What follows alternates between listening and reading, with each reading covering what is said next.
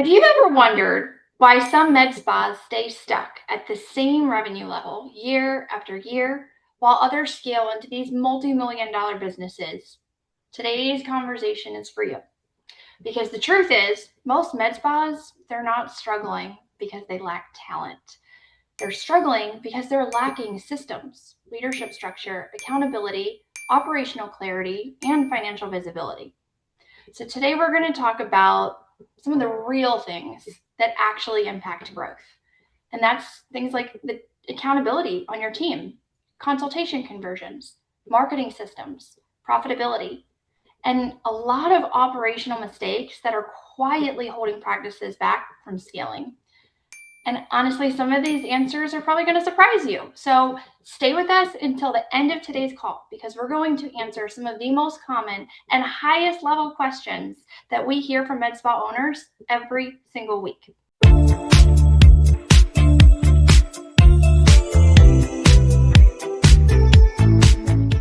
And if you are a practice owner who's been feeling overwhelmed, stuck, financially stressed, or you're just working harder than you ever have before without seeing the growth that you're wanting, this conversation is going to hit home, I promise you. We know there are so many med spa owners trying to figure out how to grow without that overwhelming workload while they're understaffed and just financially stressed, trying to do it all, wearing all of those hats. So today's going to be very transparent and a very honest conversation around what actually moves the needle in a med spa business. And that's not just theory, but it's real operational strategy. It's leadership lessons, it's financial insights, and talking about growth systems that we've seen work inside real practices across the country. And we really want this to feel interactive and conversational. So if you have questions throughout this live, drop them in the comments below and we'll answer as many as we can. And for those of you who may not know us, I'm Brittany, I'm an operations consultant here at Diamond Accelerator, and I'm actually moderating today's conversation. And alongside with me, I have Sherry, Amanda, and Margot, all operations consultants here at Diamond Accelerator. So between all of us, we've really worked with practices at so many different stages of growth. And I'm talking from startup to multi-million dollar med spas. And today we're going to talk openly about all of the challenges, the mistakes, the systems, and the strategies that separate practices from that plateau from practices that actually scale. So let's jump right in. We went ahead and collected some of the most common questions that we hear from med spa owners all the time. And honestly, these are so good. I promise you, they're so good. And some of these are things that almost every med spa owner is silently dealing with behind the scenes. So let me pull up some of the questions that I gathered. All right, so this one is big, and I'm going to start with this one because I think this is something almost every owner struggles with. So Amanda, I'm going to give this one to you because I know you work really closely with practices on their provider performance and their profitability and accountability systems. And the question that we hear all the time that I gathered was, how do I know if my team is overpaid or underperforming? Yeah, this is a great question. This is something I see every single month. I talk to clients about consistently. So I would stop asking whether payroll feels high and start asking whether the math works. So if total payroll is creeping above 30% of gross revenue, or if a provider's pay is sitting well above what their production, conversion, retention, rebooking, and retail performance justify, then you don't necessarily have a compensation opinion problem. You have a performance management problem. And the fastest way to tell is to put every provider on a scorecard, right? What's your revenue per hour, your average ticket, consult to close, rebooking rate? These are the most important KPIs to track for providers.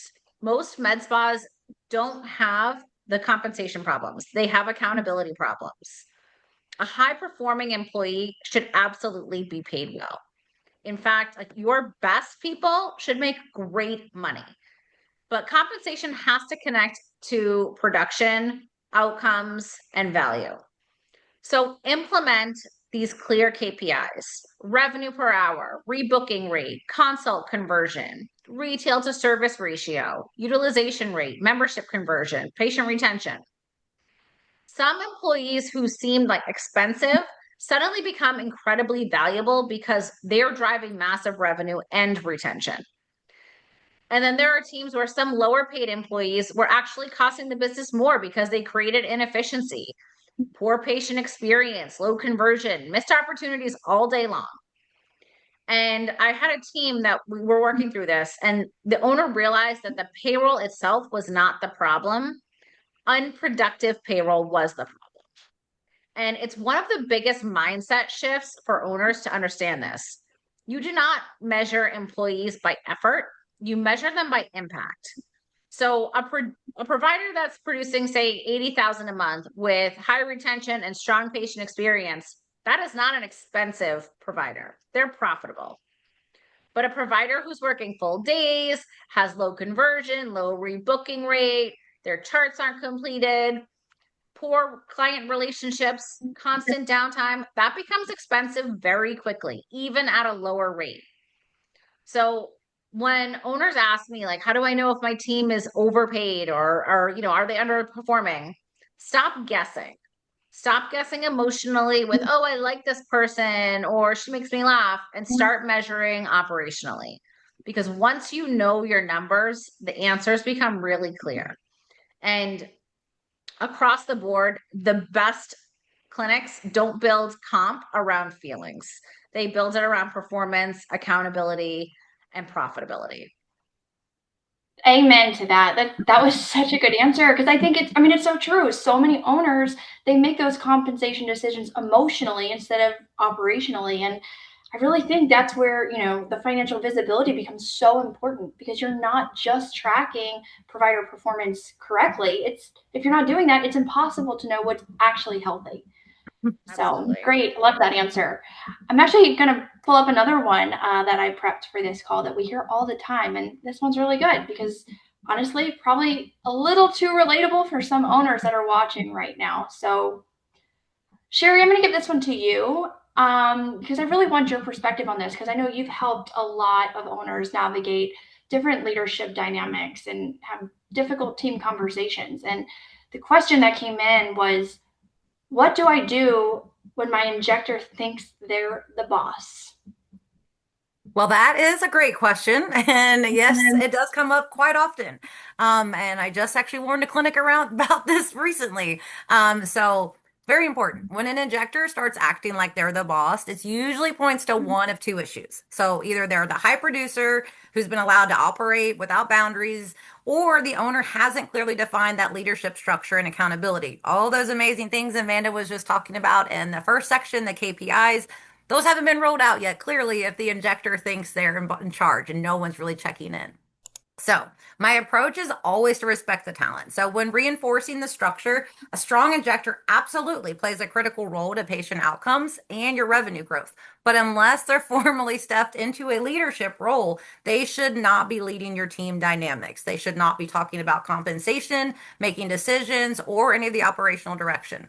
This also is where your providers will think they're the boss and hop in and talk to your vendors. So you definitely want to make sure a manager is aware if you have an injector that is out there thinking they're the boss, you want to redirect them. You want to align with leadership. They should have a daily huddle. We should be checking in weekly. We should have all those discussions about those amazing KPIs that Amanda was referring to. That is where they go back into understanding they're a provider and do great service and let someone else worry about all the minutia. But also, you don't want those free products going to friends, or they're not being tracked, or we have some free retail. So that's again, you want to make sure that is a discussion that is had. Leadership steps in. And I recommend resetting those expectations with a very clear organizational chart, written role definitions, non negotiables, and consistent accountability meetings to talk about those amazing KPIs. Because confidence is an asset in aesthetics, but entitlement becomes very, very expensive for your culture. So you definitely want to make sure your highest producers should elevate your culture and not control it. Phew, that one is real, and it's honestly this usually it's not a team problem. It's usually a leadership and structure problem first, and I think a lot of owners avoid those difficult leadership conversations because they're so scared of losing their provider. But what we're seeing is avoiding it is usually creating much bigger operational problems later. So yeah, couldn't Absolutely. agree with you more. Actually, Margot, I'm going to shoot this next one over to you. I definitely want to bring you into this one because I know you're huge on operational structure and scalability. And the question that came in was, what systems should every med spa have in place if they actually want to grow without everything feeling so chaotic? Well, thanks, Brittany. But the biggest difference between struggling med spas and scalable ones is systems. Every practice should have systems for lead management, consultations, provider utilization, inventory, compliance, compensation, and once again, KPI tracking. How important is that? If you don't have systems, processes, procedures, and a way to measure your numbers, you're setting yourself up for failure.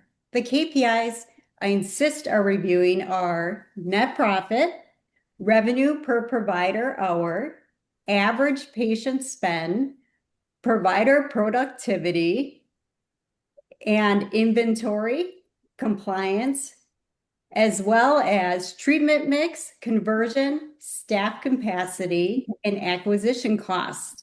All great KPIs we should keep our eyes on.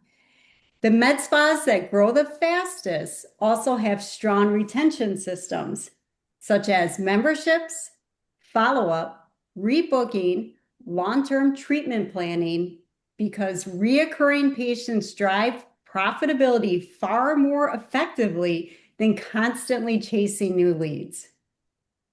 They definitely do. And this is exactly why scaling without systems gets so chaotic. And it's also why a lot of owners think that they need more patience when they really just need a better operational infrastructure first. And what I always say is, your systems are broken at 500K. What do you think they're going to be at 2 million? They're going to completely break. Totally. So Absolutely. thank you for answering that. Amanda, I'm going to shoot this one over to you. And this one is talking about one of the biggest revenue leaks that we see inside med spas. And I know you and I talk a lot about this on a day-to-day basis. And I know consultation conversion is something that you're really passionate about because it impacts basically everything we do in the business. So the question that came in was, how do practices improve consultation conversion rates? Yeah, absolutely. I mean, everything that we're talking about, everything is a puzzle piece. And so I'm going to piggyback a little bit on what Margot just said. But one of the biggest misconceptions in med spas is that low revenue automatically means a practice needs more leads. And a lot of the time, that's not actually the problem. I was working with a clinic that kept saying, we need more leads, we need more marketing. And when we audited the business, the issue was not lead generation. They actually had well over 1,000 leads, but it was consult conversion. And it's small things. Like I said, every single thing is a puzzle piece. The phones were being answered slowly. DMs sat unanswered for hours. Website inquiries got responses the next day. And by the time the team followed up, that patient had booked somewhere else because people forget. And in aesthetics, speed matters because the emotion fades quickly. Someone sees themselves in the mirror, they get excited about change, submits an inquiry, and if nobody responds quickly, that urgency disappears. So the first thing that we fixed was speed to lead. So we implemented immediate follow-ups, faster phone responses, structured outreach systems. And almost overnight, the consultations improved. And then we focused on the second issue. The consults themselves were just way too casual. A lot of providers are clinically excellent, but have never been trained on how to lead a consultation properly. And there are a few very key aspects to leading and converting those consults. Diagnosing the concern, understanding the emotional goal, educating the patient, a clear treatment plan, explaining why timing matters, how to handle objections, and always giving the next step before the patient leaves. Patients don't come in wanting a menu. They want your expertise, your guidance, clarity, confidence. High performing clinics make the patient feel guided, not sold.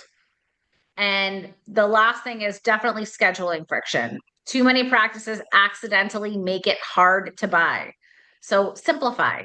Online booking, text scheduling. We have a plethora of options on how to simplify this. And what I saw in that clinic was that revenue increase without ad spend, and improving that consult conversion gave the provider so much of their own confidence. And it's definitely the fastest way to grow a med spa, right? You've already paid for the lead, you've already earned the consults, and now the opportunity is here, and we don't want you to lose it between interest and action. Exactly. And that's so good, because consultation conversion, it's not just about the sales, like we all talk about, it's building that patient trust, communicating, educating that patient with a good, better, best approach, and taking the leadership and confidence in that conversation to turn it into a revenue generating appointment. And honestly, Absolutely. most providers are never formally trained on how to hold a structured consultation. So I have one last question before I'm going to open it up to the live comments section. Sherry, I'm going to give this one over to you because I really think it forces owners to think about what actually matters the most in the beginning stages of growth. So the question that I pulled was, if you had to rebuild a med spa from scratch today, what would you focus on first? Well, that is an interesting one.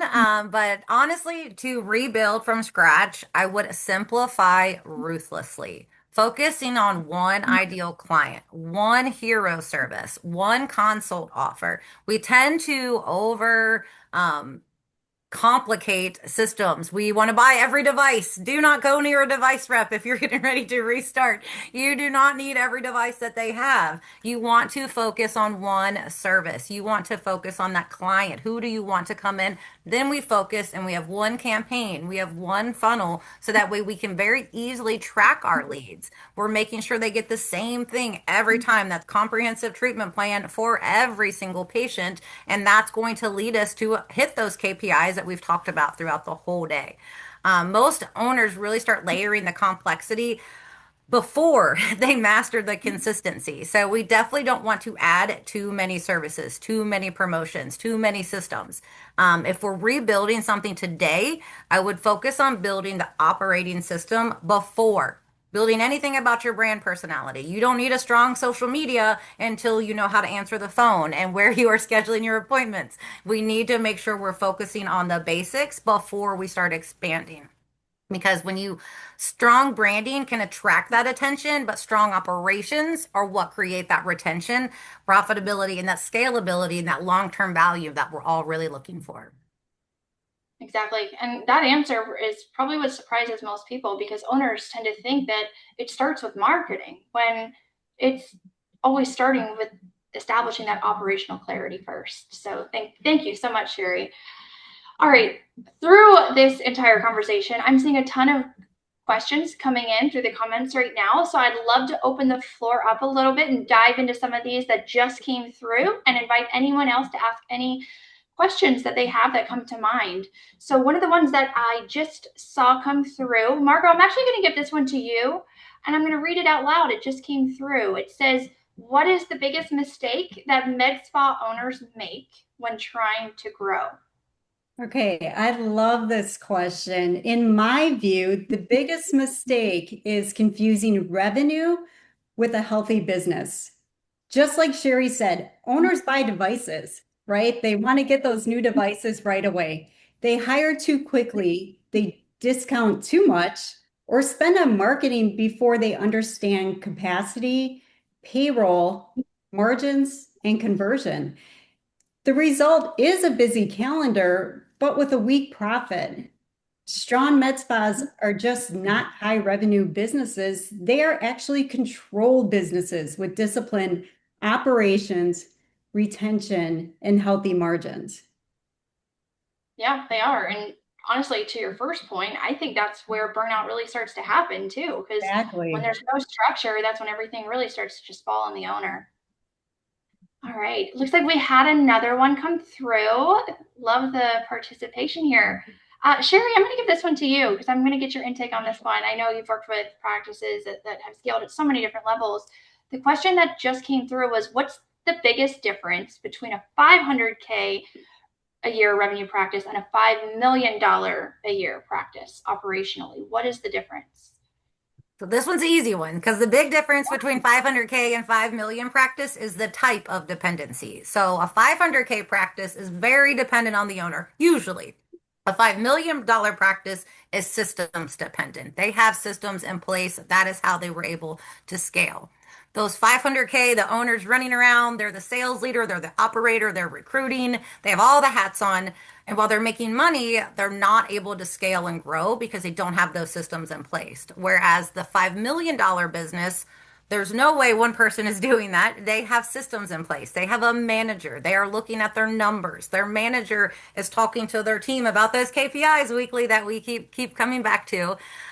We're always talking about the reoccurring revenue. We talk memberships, packages, rebooking. It's not just one person trying to handle everything. Those $5 million practices have all the assets. Those memberships are easily coming through with a 30, 50,000 plus just to start. And that's once we get them really ramped up, they're bringing in even more to that more 80, 100, $800,000 a month in memberships. That is what the type of clinics are doing that are at 5 million.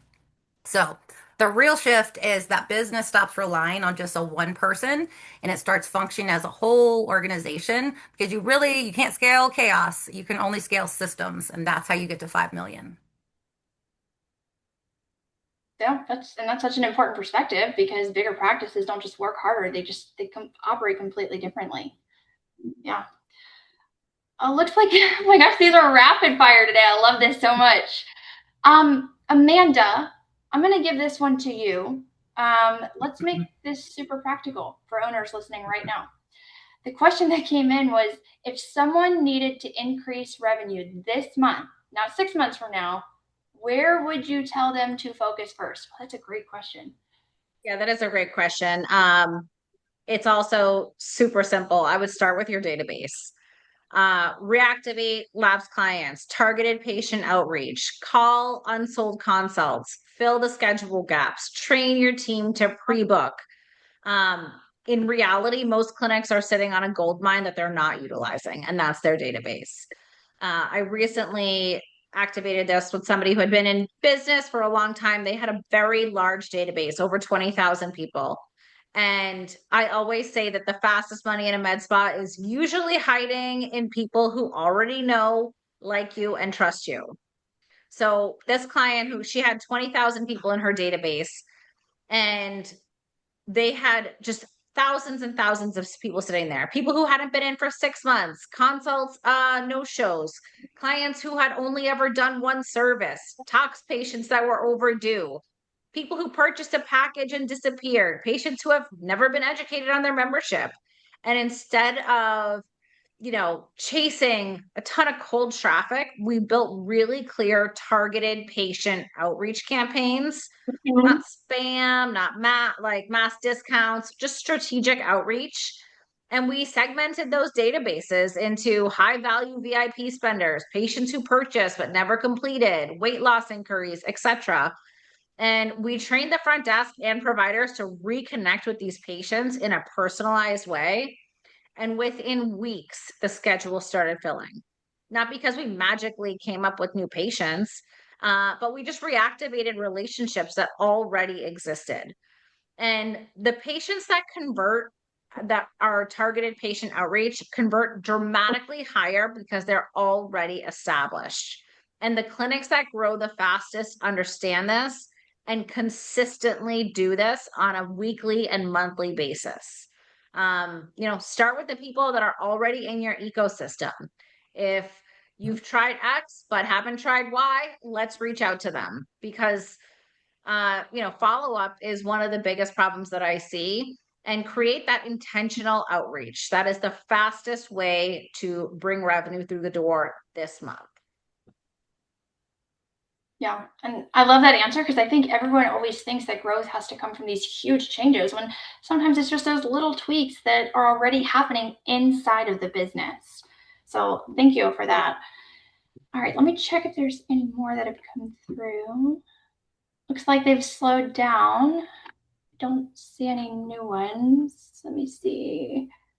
Well, I do see we have a ton of Instagram viewers that are here with us today. Just want to say hi. Thank you all so much for joining us. All right. Looks like our questions have slowed down, ladies. Thank you so much for helping answer those. And today, I really just hope that today gave you not only practical takeaways, but also reassurance that so many of the challenges that you're facing are completely normal when growing and scaling a med spa.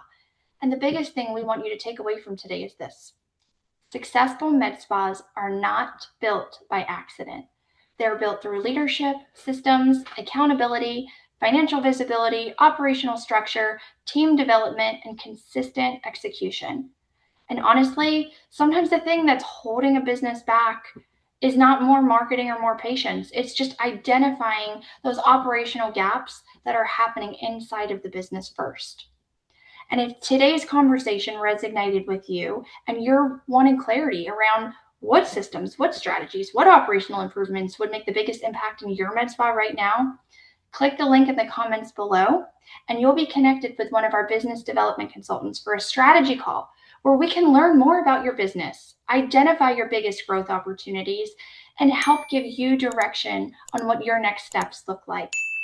Whether you're trying to improve profitability, grow your team, increase your consultations, implement systems, improve your leadership, or scale more strategically, we would love to help guide you through that process. And I just wanted to thank you all again for spending time with us today and just appreciate you so much being here. And we'll see you next time.